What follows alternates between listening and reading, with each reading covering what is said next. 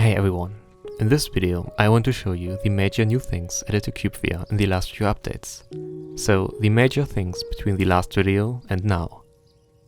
Last video was the one where I showed you the chest mechanics, and that was update 11. We are currently at update 18, so quite a few things have happened in the game. Let's start with what I consider the most important new feature. All tools can now exist as objects in the world.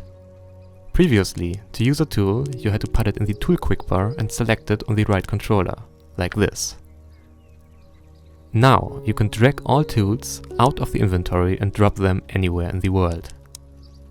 They are fully saved and loaded, and you can grab tools in the world at any time using your hands, and directly use the tools.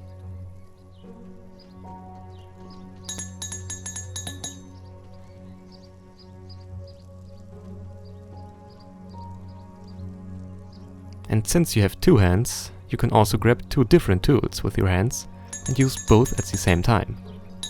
As a result, this allows for twice the mining speed, and it's also just a lot more fun to use both hands at the same time for mining. Also, this can be used to decorate your house with as many tools as you want. Another thing related to this that was added is a wall mount for tools. The wall mount is crafted with copper, and you can place it anywhere on the wall or even the ceiling. As you can see, you can place the wall mount completely freely. It doesn't snap to the voxel grid in any way. After it's placed, you just grab a tool and release it while holding it next to the wall mount.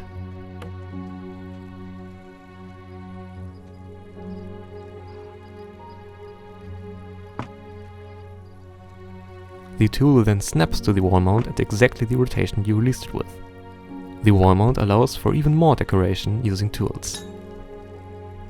The next thing that I want to show you is the rabbits, added with the Easter update on April 1st.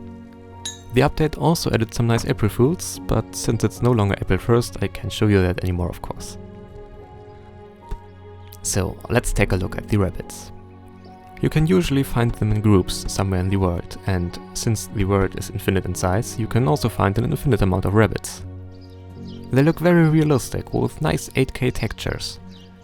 They actually look even better in VR than on the screen. They have some nice procedural animations, so you can look at them for a long time without seeing any obviously repetitive movements.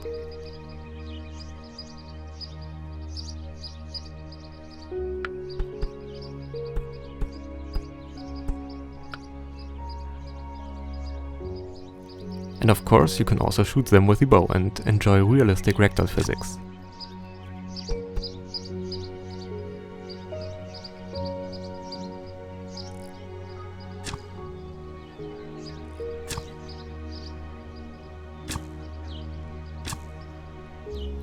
Another major thing that was added is wallstone and flagstone blocks. They also look very realistic, and everyone enjoys having more options to build with, of course.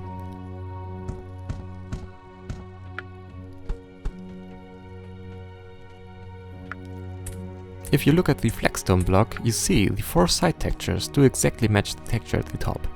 So a lot of time was spent on trying to make those look as perfect as possible.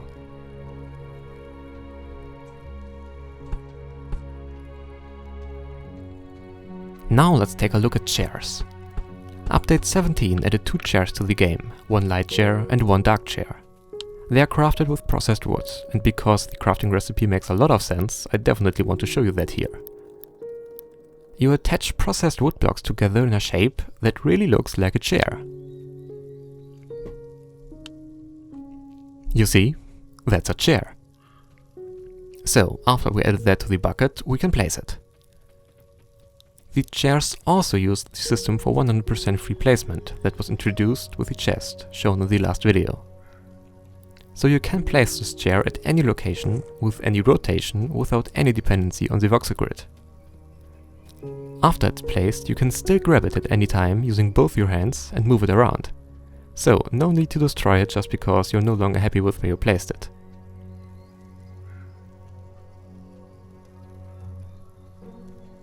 One small thing that was added is a red torch, additionally to the green and blue torches that already existed previously. So now you can essentially color your home with RGB lighting. I've heard there are people who like RGB lighting on things. And of course there's still the regular orange torch available, so total available torch colors are 4.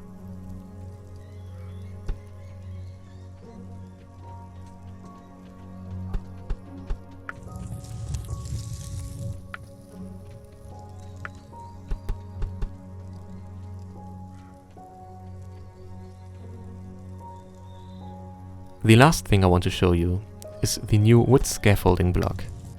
It's a block that you craft with 8 wood, and you receive 32 wood scaffolding blocks.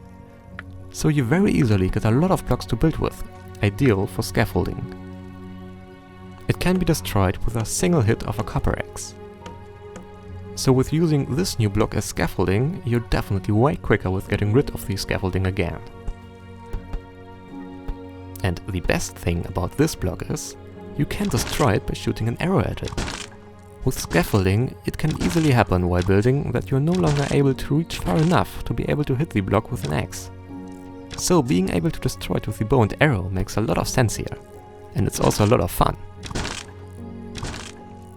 This also allows for building targets further away, where it's very easy to practice shooting with, since the effect that happens when you destroy a scaffolding block with an arrow is very visible even from far away. So you immediately see if the arrow hit the target, without having to go there and look. Of course, there were a lot of performance improvements and many bug fixes in the recent updates too. And if you want to know about all the things that I didn't mention in this video, feel free to read through all of those update announcements on Steam. There is an update roughly once every week, and I do spend many hours writing each of those announcements. That's all for today. I hope you enjoy having all these new things.